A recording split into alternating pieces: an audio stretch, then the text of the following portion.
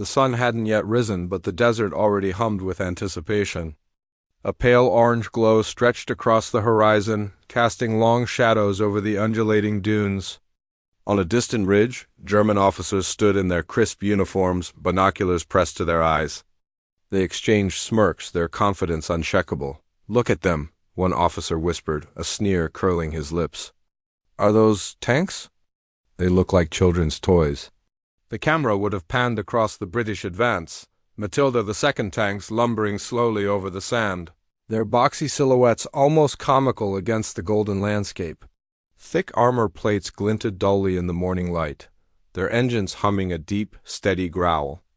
To the untrained eye or to the overconfident German observers, they were ponderous, outdated, and laughably slow. "Slow enough to paint a picture on the way past," another officer joked, tapping the barrel of his 88mm with a casual arrogance. Laughter rippled down the line, low and condescending. Soldiers nudged one another, trading whispers about how these tin cans would crumble under a proper German assault. Yet there was a strange tension beneath the laughter, a quiet curiosity. These weren't the flimsy tanks of the First World War. There was something stubborn in the way they moved, a deliberate determination in their advance. But the Germans were confident in their Panzer III and IV divisions, weapons honed in Europe, battle-tested and precise. Rommel's Afrika Korps had swept across North Africa with terrifying efficiency, and now they thought victory again lay within easy reach. The desert itself seemed to hold its breath.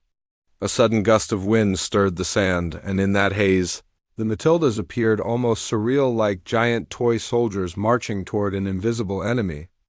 And yet, for all their comical appearance, each tank bore the weight of modern engineering, thick armor, heavily armed with 2-pounder guns, and a reputation among British forces as nearly indestructible against lighter artillery. The officers exchanged confident glances, a silent agreement that this would be an easy victory. They could hardly see the crews inside, but they imagined frightened men, eyes wide, hearts pounding. They could not imagine the quiet resolve beneath the steel. The crews knew every creak, every groan of their tanks, every inch of the desert battlefield. Rommel, in a nearby command tent, pored over maps, his mind already calculating angles, trajectories, and strategies. He expected the usual chaos from the desert, the sound of gunfire, the rattle of light armor, the clatter of retreat. What he did not expect, even in his most meticulous calculations, was that these clumsy, toy-like tanks would hold the line, shrug off standard attacks, and change the very perception of British power in the desert. The Matilda II rolled steadily forward, indifferent to the laughter echoing across the dunes. For now, the Germans laughed with certainty. But the desert had its own way of revealing truths, and soon those confident smiles would falter. A quiet storm was approaching, one that would test arrogance and courage alike, and as the first rays of sunlight hit the desert floor, the mocking laughter of the officers was the only sound that would not survive the day. The desert sun rose higher now, scorching the endless waves of sand with merciless intensity. Heat shimmered off the dunes, distorting the landscape into a wavering mirage. Every step, every engine roar, kicked up clouds of dust that clung to uniforms, tanks, and rifles alike. Soldiers on both sides struggled against the desert's harsh embrace. Water was scarce, ammunition heavier than usual under the heat, and the constant sun left no corner untouched. Even seasoned veterans felt the oppressive weight of the North African sands. British Matilda II crews wiped sweat from their brows as they navigated the undulating terrain. Engines growled steadily beneath armored shells, tires tracks, rather grinding sand and gravel into the desert floor. Each tank was a fortress on treads, impervious to light shells, yet slow, methodical, almost ponderous in movement. To a casual observer, their advance was sluggish. But within each tank, a quiet resolve thrummed, a rhythm of discipline and training. Men and machine operating as one, from a distant ridge. German reconnaissance units watched, disbelief rippling through their ranks. Panzer scouts crested the dunes, binoculars raised, eyes narrowing as the Matildas drew closer. "They're still coming?" one muttered under his breath, tone sharp with incredulity. We could run circles around them before they reached half the distance. The Matildas pressed on, indifferent to the taunts and doubts. In a sudden burst of chaos, the first clash occurred. A German reconnaissance squad spotted the British advance and attempted to halt it. Machine gun fire cracked through the air, bullets ricocheting off sand and steel alike. The Matildas shrugged off the attacks, their thick armor shrugging off the light shells and small arms fire. Where other tanks might have faltered, slowed or retreated, the Matildas pressed forward, relentless and unwavering, inside the lead tank. Sergeant James Thompson wiped sweat from his brow, eyes fixed on the horizon. "Keep steady," he ordered calmly, voice measured despite the desert heat. "They think we're slow. Let them watch." His crew responded with silent nods, hands gripping controls with precision honed over countless drills. Each turn of the turret, each maneuver across the sand, felt like a heartbeat, steady and unyielding. Meanwhile, German officers scrambled to reassess their strategy. Their overconfidence faltered as reports came in. The toy tanks were not only surviving light fire, they were advancing as if the desert itself favored them. Intelligence reports tried to rationalize it, attributing success to luck, terrain, or an overestimation of German caution. Yet the reality was undeniable. These tanks could not be ignored. Small skirmishes erupted along the forward line.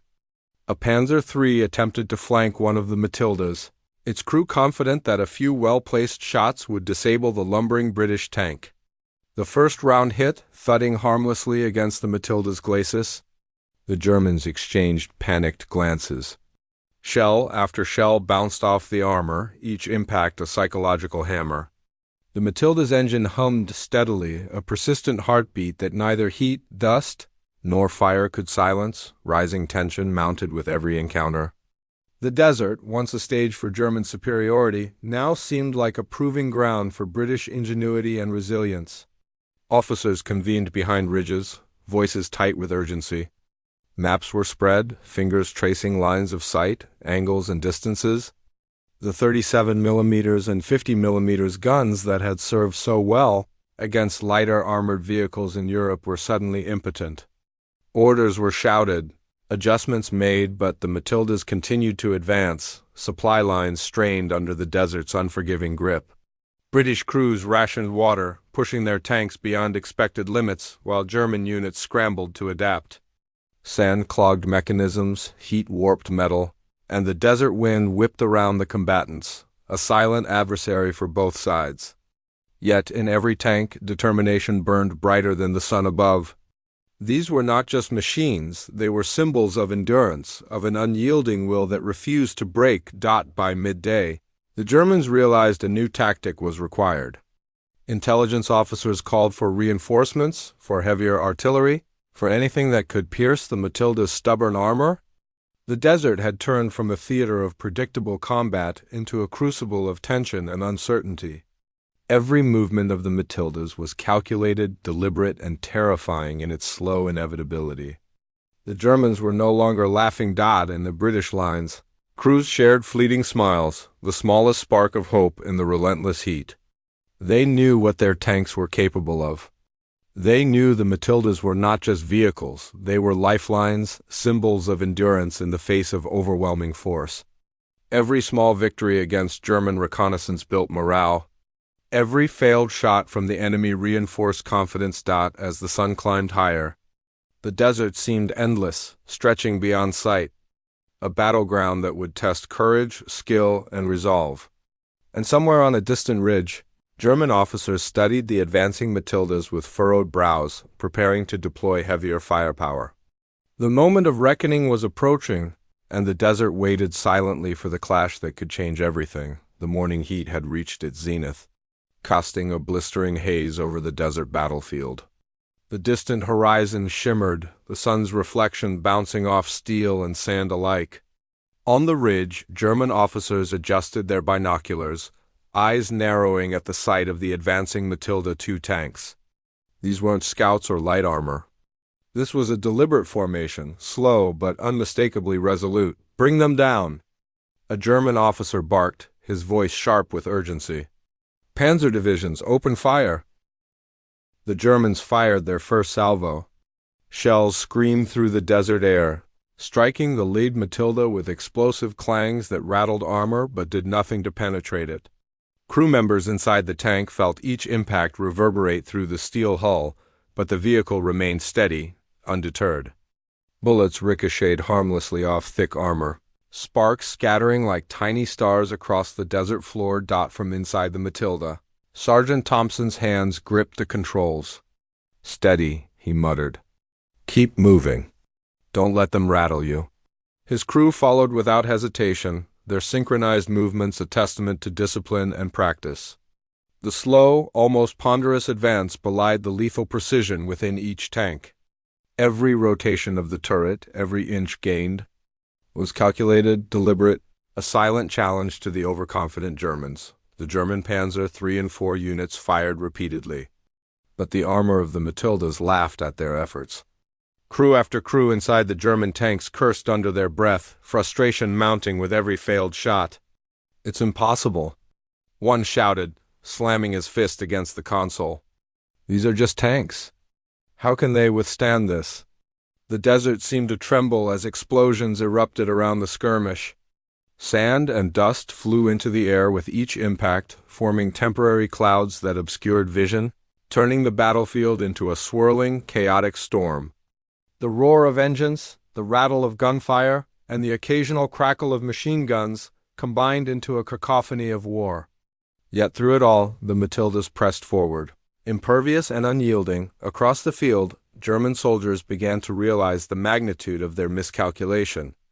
Their confidence, once a steady flame, flickered under the relentless advance of the armored behemoths.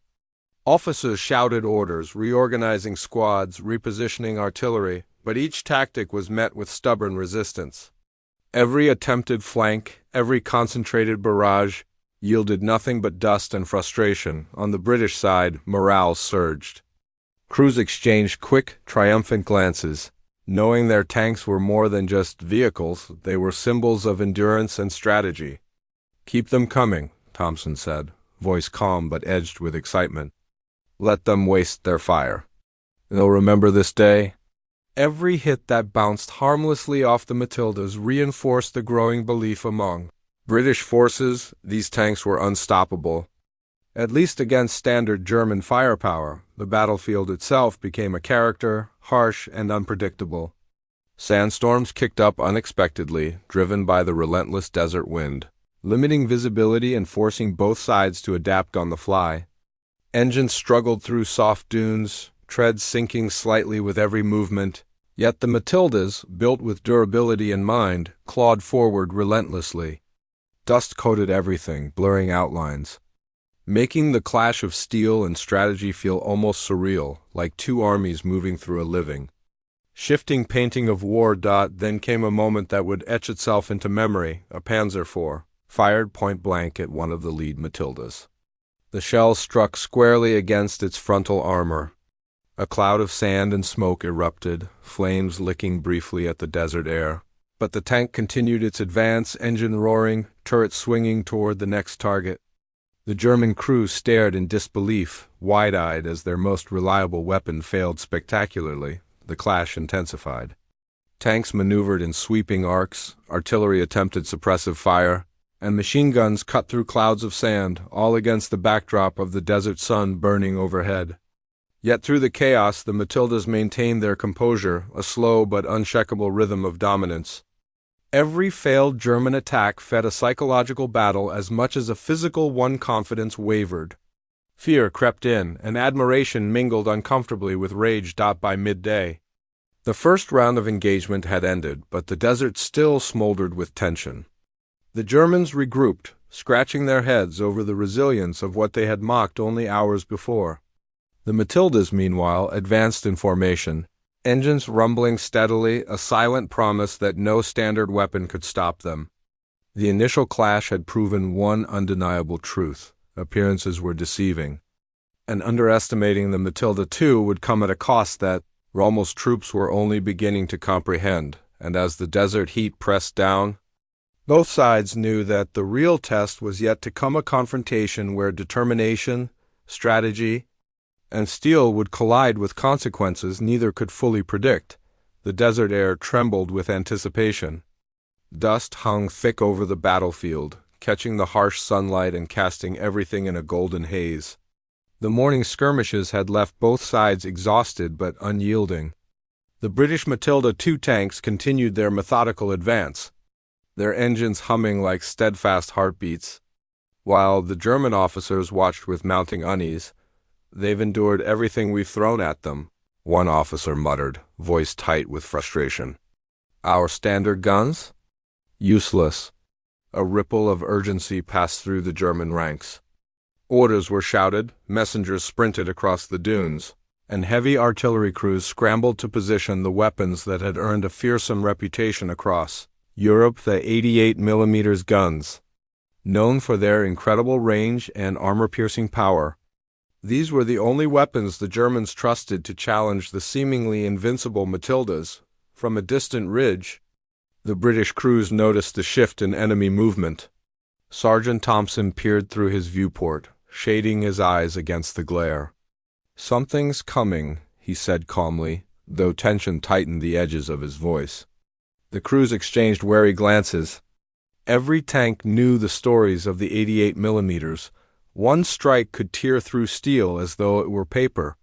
But retreat was not an option. The desert offered no sanctuary. The first salvo thundered across the sands. The 88mm shells screamed through the air, exploding on impact with an ear-splitting roar. The lead Matilda shook violently, a tremor passing through its hull as flames and smoke licked at the sand around it. Crew members felt the tremor reverberate in their bones but maintained focus. Thompson's voice cut through the chaos. "Hold your positions. Keep moving. Target the panzers." Another round struck, this time along the side armor. Sparks flew, metal groaned, and sand erupted in clouds that obscured vision. Inside, the crew gritted their teeth, hands gripping controls, hearts pounding. The tank shuddered but refused to stop. Each hit tested their courage, each impact forged resilience. The Matilda moved forward, slow but unstoppable, an armored embodiment of defiance. Across the battlefield, German officers stared in astonishment. What had been a simple exercise of force had transformed into a psychological trial. These toy tanks, ridiculed just hours ago, were surviving the very weapons designed to annihilate them. Frustration mingled with grudging respect. "Unbelievable," one muttered, voice low and taut. "They're holding against everything." The pivotal engagement erupted as the Matilda II crews coordinated a counterattack. While under fire from multiple 88mm positions, the tanks maneuvered with surprising precision, flanking and returning fire with their own 2-pounder guns. Each shell that hit German positions sent explosions ripping through sand and rock, forcing panzers to adjust, scatter, and retreat behind temporary cover. The desert became a symphony of chaos. Steel on steel, earth upturned. Smoke curling into the sky like ghostly banners of war inside the lead Matilda. Thompson felt a strange combination of fear and exhilaration. "We're not invincible," he said quietly, eyes fixed on the horizon where tracer rounds streaked through the air. "But neither are they prepared for this." The crew nodded, hands steady despite the quaking tank. The psychological weight of the battle pressed down on both sides. The Germans had expected easy victories, yet the Matildas persisted, unbroken, methodical, and unyielding. The 88mm salvos continued, pounding the Matilda again and again. Each impact was a test, a challenge that could end in disaster. But with every shell that failed to pierce the armor, the German officers' confidence waned. Tactical calculations became hesitant, commands carried with caution instead of certainty. Their soldiers felt it too, the creeping awareness that these British tanks were no ordinary adversaries. The battlefield, once firmly in German control, had begun to tilt in favor of the Matilda crews. By mid-afternoon, a moment of clarity emerged. One Matilda, battered but intact, advanced past a line of destroyed panzers, smoke curling from its engine and sand scouring its sides. The sight struck fear and awe into every German observer.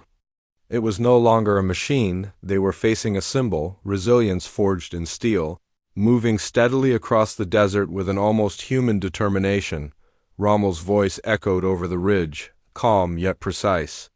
"Adapt," he ordered, eyes narrowing. "Respect their strength, or we will pay." For the first time, the Germans acknowledged what the British had long known. The Matilda II was a game-changer, a force that defied conventional tactics. The British crews felt it too. Not arrogance, but a deep, focused resolve. They understood that every maneuver, every hit absorbed, and every advance mattered. The Matildas were more than tanks. They were hope, courage, and survival made manifest. And as the sun dipped lower, casting long shadows across the desert, the battlefield held its collective breath. The 88 millimeters had tested them, pushed them to the brink, but the Matildas had endured. And in that endurance, a legend was born, a legend that would echo through the sands, through history, and through every soldier who had witnessed the Queen of the Desert hold firm where nothing else could. The desert had quieted, but it was the kind of silence that carries weight, the hush of anticipation after chaos, the lingering heat pressing against every uniform, and the scent of gunpowder still clinging to sand and steel. British crews emerged from their Matilda II tanks, stretching tired limbs and exchanging nods that spoke more than words ever could. Every soldier knew what they had witnessed. Their toy tanks, once mocked, had become unshakable symbols of resilience. Sergeant James Thompson climbed out of his lead Matilda, boots sinking slightly into the soft sand. Sweat ran down his face, dust clinging to his hair and uniform, yet his eyes burned with a quiet pride. Around him, the crew gathered, faces smeared with grime, hands blackened from hours of handling ammunition and controls, yet spirits unbroken. "Well," Thompson said with a half-smile, "we've shown them what we're made of. That's no toy out there. It's a fortress on tracks." Corporal Henry Willis, the tank's loader, laughed softly, exhaustion laced with relief. "Fortress, yes, but one that groaned every time we turned." He wiped his brow and adjusted a piece of equipment. Still, it held. Every shot they fired just bounced off. "I can't believe it." A young gunner, barely 19, joined in, voice trembling but proud. "I was sure we'd be scrapped before noon. I thought we were finished when that last 88 millimeters hit the side." He swallowed hard, eyes scanning the horizon where smoke still curled over the battlefield. "But we're here. And the others, they're still out there too." It was more than just machinery holding firm, it was courage made tangible. A crew acting in perfect synchrony with their tank, each man trusting the other implicitly. Every lever pulled, every hatch opened, every calculation made in the sweltering desert heat had contributed to survival. This was camaraderie forged in fire, steel, and sand across the battlefield. German officers huddled behind the remnants of their positions. Their once cocky, mocking demeanor had faded, replaced by something more cautious, almost reverent. Reports filtered in. Matilda II tanks had advanced despite heavy fire, their armor impenetrable to standard rounds, their crews calm and decisive. The officers scribbled notes furiously, adjusting strategy with a newfound respect for their enemy. "This is no longer a simple skirmish," one muttered, voice low. "They've changed the rules. We underestimated them." The shift was not only tactical, it was psychological. Fear crept in, subtle and insidious, mingling uneasily with awe. Even seasoned soldiers, confident in their training and experience, felt the sting of surprise. Where laughter had once echoed over dunes, now there were tense whispers and sharp glances at the advancing Matildas. A silent acknowledgement of power beyond expectation. Back with the British, the sense of accomplishment was palpable. Private Samuel Green, the tank's driver, leaned against the hull, letting the engine cool. "You know," he said quietly, "I never thought I'd say this, but I'm proud of this old beast. She may be slow, but she's something else. She made us believe we could survive anything out here." Sergeant Thompson nodded, eyes tracing the line of tanks moving forward in formation. "It's not just the tank, Sam. It's the crew, the men inside it. Every one of us held our nerve when we needed it. That's what counts." He paused, glancing back toward the dust-covered horizon where a German position still lingered. And now every one of them knows we're not to be dismissed. Not today, not ever. Moments like these highlighted the human element behind the machinery. It wasn't just steel and guns, it was trust, ingenuity, and bravery. When a loader had improvised a makeshift repair mid-battle, or when a gunner had calculated a tricky shot under pressure, these acts were small victories that added up, creating a collective strength that no amount of enemy fire could break, and the psychological impact rippled further than the immediate battlefield. German reconnaissance units reported the Matilda II's resilience back to their higher command, emphasizing the tank's ability to survive direct hits from previously reliable weapons. Rommel's meticulous strategies were forced to account for this unexpected challenge. Mockery had turned into caution, and caution into grudging respect. The Queen of the Desert, as some British soldiers already whispered, was no longer a rumor, it was reality, tangible and formidable. Even among the younger crews, pride mingled with fear. They had seen the Matilda withstand what seemed impossible. They had watched comrades survive under conditions that should have been fatal. And through it all, a bond formed not just between men, but between men and machine, human spirit and steel armor. Every crew member who climbed out of their tank carried this bond forward. A quiet confidence that would remain long after the desert winds had erased the tracks in the sand. By late afternoon, the battlefield had quieted once again. The Matildas regrouped, engines idling as crews checked over equipment, shared water, and exchanged stories of narrowly avoided catastrophe. A sense of shared history, of collective achievement, pervaded the ranks. The Matilda II had become a rallying point, a symbol of resistance against superior forces, and a reminder that courage and determination often outweighed brute strength. Sergeant Thompson looked over his men, the dust-smeared faces reflecting exhaustion and triumph. "Remember this day," he said quietly, almost to himself. "Remember what we faced and how we faced it. The desert hasn't beaten us, and we haven't beaten ourselves. That tank out there, it's more than a machine. It's proof. Proof that even when the odds are stacked against you, you can stand firm." And as the sun dipped toward the horizon, casting long shadows across the desert, the Matildas rumbled forward once more. Their presence was no longer a curiosity, no longer a joke. They were a symbol, a beacon of hope, courage, and unyielding will. The Germans would report back, their reports tinged with respect and unease, and the British would remember, every man knowing he had been part of something larger than himself. In the heart of the North African desert, under the endless sky, the Queen of the Desert had carved her place in history not with speed or flash, but with quiet, relentless strength, and the unwavering spirit of those who manned her. The legend of the Matilda II did not remain confined to a single battlefield. Across the vast stretches of North Africa, from the sun-baked sands of Tobruk to the windswept ridges near Sidi Barrani, tales of the Queen of the Desert began to spread like wildfire.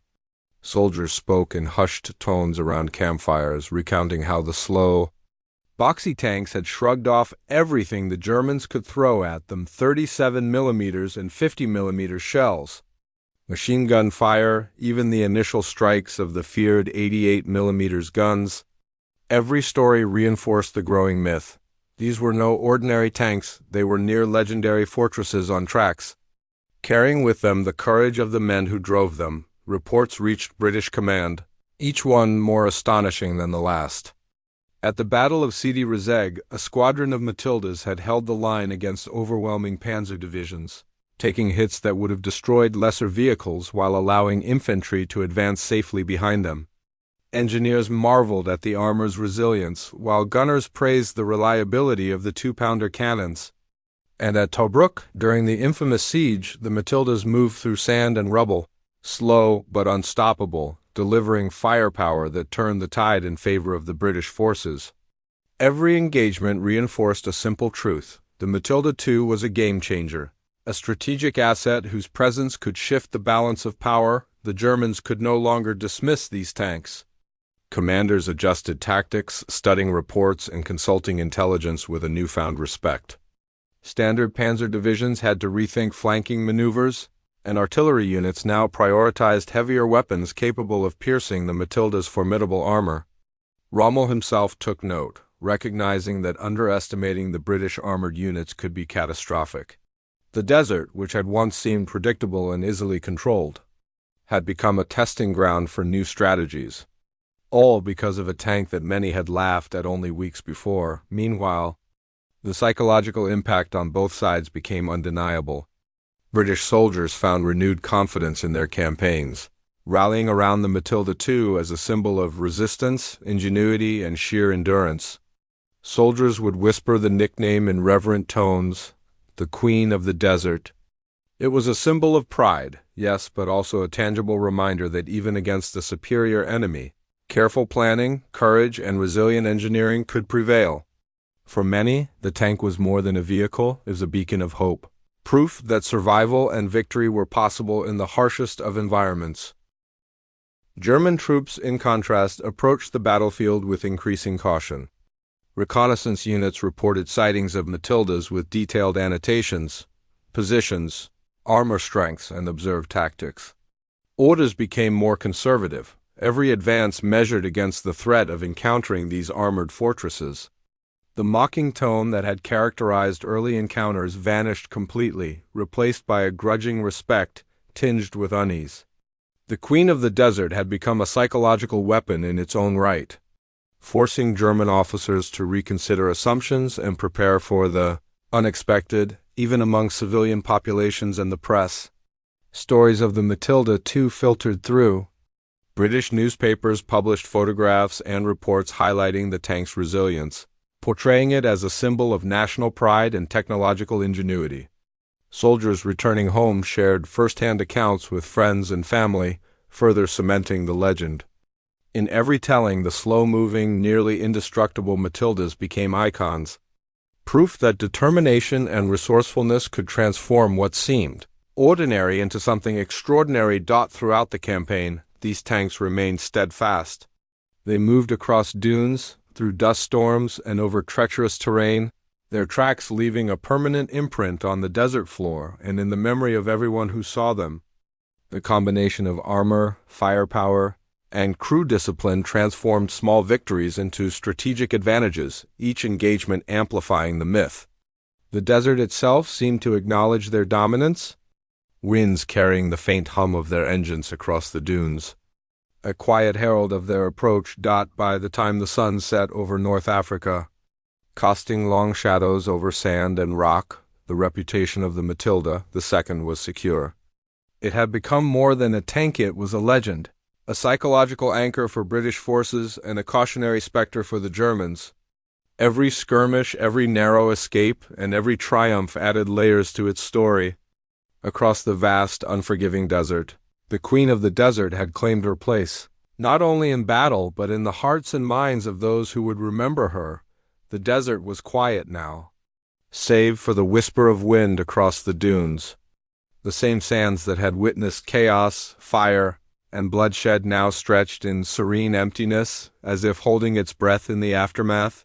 Soldiers on both sides paused, taking stock not only of the battlefield but of the lessons it had carved into every mind, every memory. It was hard to imagine that only days before, German officers had laughed at the Matilda II, calling it a toy tank, a relic of a bygone era, unworthy of serious attention.